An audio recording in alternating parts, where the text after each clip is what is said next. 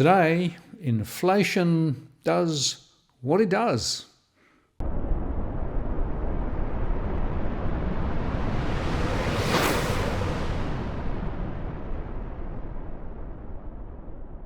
Hi again, it's Martin North from Digital Finance Analytics, where I've noticed posts covering finance and property news. Well, the ABS statistics that came out today once again shows that inflation is not under control. The latest quarterly inflation data was released, and it confirmed, on one hand, a sustained improvement towards the Reserve Bank's target range, but it also cast doubt over expectations of a prolonged pause in rate hiking. The ABS published their latest quarterly consumer price index, the CPI report, and it showed a 1.4% rise over the 3 months to the 31st of March 2023, down from 1.9% in the December quarter. That's actually the slowest growth since December 2021. But annualized inflation was slightly above market expectations, falling to 7%, 0.8 percentage points lower than in the December quarter, which peaked at 7.8%. In fact, 3 of the 4 big banks anticipated the quarterly result, with ANZ the only major bank to forecast a weaker analysed growth rate of 6.9%. But it's actually in the partials where the really bad news shows. For example, medical and hospital services costs rose 4.2%, tertiary education rose 9.7%, but gas and other household fuels were up 14.3%, while domestic holiday and travel and accommodation were just 4.7%. They were actually together the biggest drivers of the CPI increase over the March quarter. Now, offsetting the rise was an 8.2% decline in the cost of international holiday travel and accommodation, which of course relates to the start of the off-peak season. And an increase in discounting activity by retailers also drove reductions in the cost of furniture at 4.6%, major and small appliances at 3.8% and 3.6%, and clothing at 3.2%. The March quarter result is expected to undermine expectations of a prolonged pause in the Reserve Bank of Australia's monetary policy tightening cycle, given that the annualised rate surpassed market expectations, but more importantly, some of those underlying cost drivers, energy for example, and rents, were significantly up and are still going in the wrong direction. ANZ Research said that an upside surprise in the upcoming quarterly CPI data could support an earlier than expected resumption of monetary policy tightening, and in the minutes from its April board meeting, the RBA said that the quarterly CPI data would play a key role in determining the central bank's next rate move. The CBA went one step further, claiming the March quarter CPI would make or break the case for the RBA to raise the cash rate at the May board meeting. The CBA's base case, by the way, is for one final 25 basis point hike in May, taking the cash rate to a peak of 3.85%, but it did acknowledge that it could be a line ball call. The release of the quarterly CPI data coincided with the publication of the ABS's new monthly series, which reported 6.3% headline inflation over 12 months to the 31st of March, down 0.5%, and 1.1% points from January. That was below expectations of a 6.5% increase. According to ING Economics, the monthly result suggests faster progress towards the target range of 2 to 3%, but of course the monthly one is less broad than the quarterly.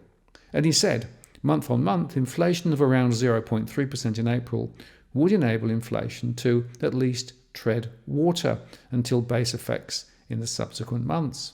So a 0.2 to 0.3% month on month run rate could pull inflation down into the 3 to 4% range by the end of 2023.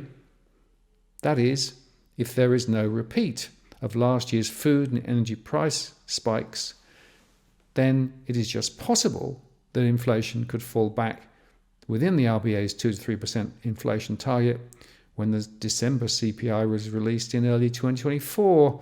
That will be a full year ahead of the RBA's forward guidance for inflation, ING said, but I'm more sceptical because I think the inflation relating specifically to energy is set for a significant further spike up.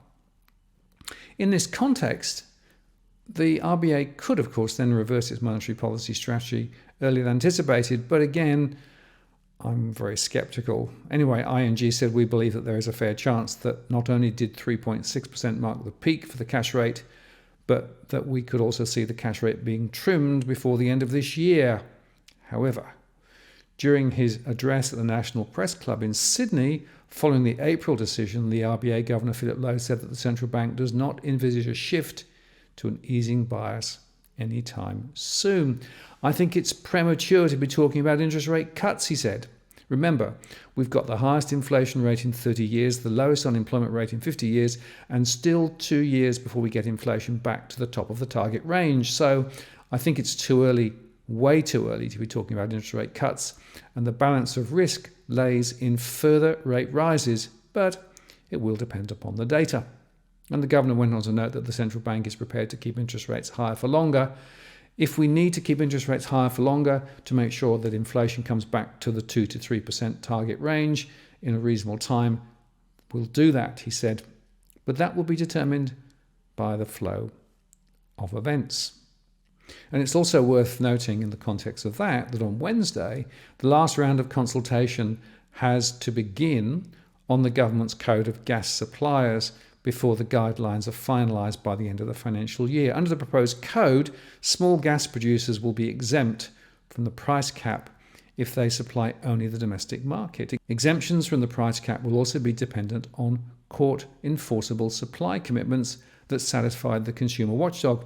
Energy Minister Chris Bowen said the code of conduct would ensure high gas costs would not return for consumers following the end of the price cap.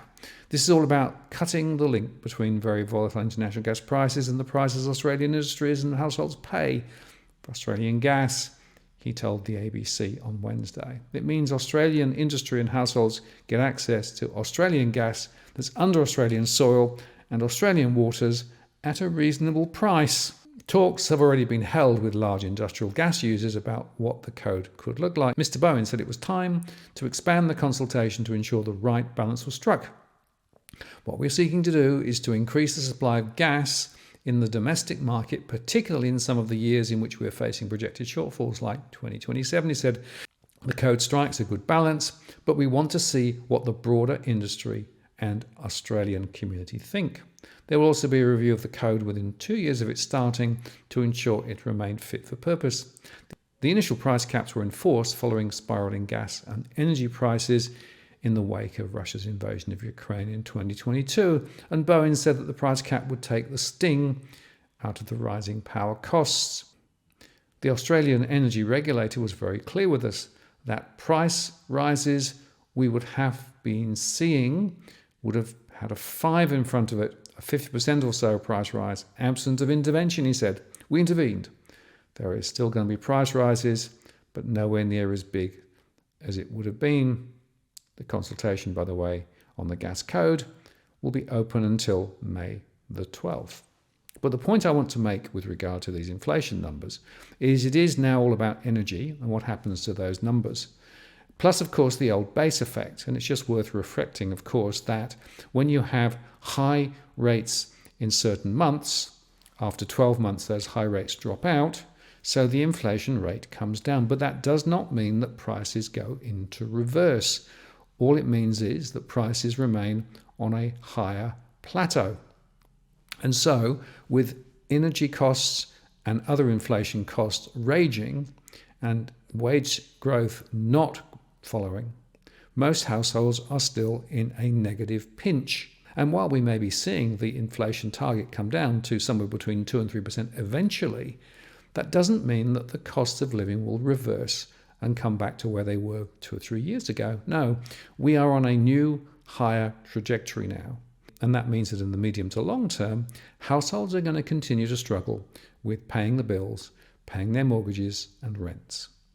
We are in a very different environment now to where we were 2 or 3 years ago. And by the way, this is mirroring not only what's happening here in Australia, but in other countries too. For example, in the UK, where I am now, and there it's very interesting to note that the retailing industry is being disrupted because everybody's now shopping at the discount retailers, and that is changing the characteristics of the way that people shop. It's a sign of pressure on households, not just in Australia, but in other countries too.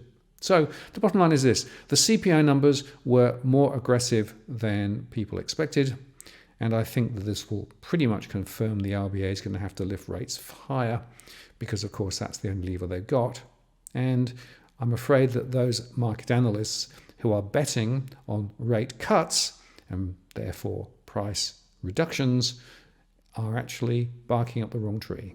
I'm Martin North from Digital Finance Analytics. Many thanks for watching, and I'll see you again next time.